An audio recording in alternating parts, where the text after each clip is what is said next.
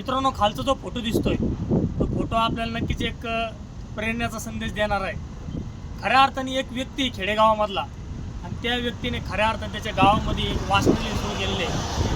थोडक्यात मित्रांनो, त्या व्यक्तीच्या या सुंदर कल्पनेला जगात तोडच नाही आहे. खऱ्या अर्थाने तिने जे काम केलं आहे ते जगाच्या पाठीवर खरंच न गणता येणार असं काम आहे, न मोजता येणार असं काम आहे.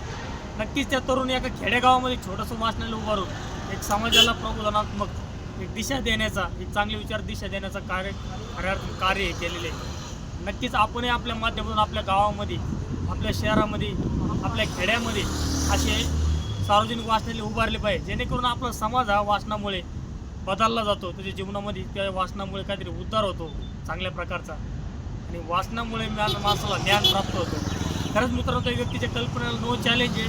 धन्यवाद द्यावं तेवढी कमी त्या व्यक्तीला. नक्कीच व्हिडिओ कसा वाटला लाईक करा, शेअर करा, फॉलो करा, आणि हा व्हिडिओ प्रत्येक गावागावामध्ये पोहोचला पाहिजे, एवढा शेअर करा.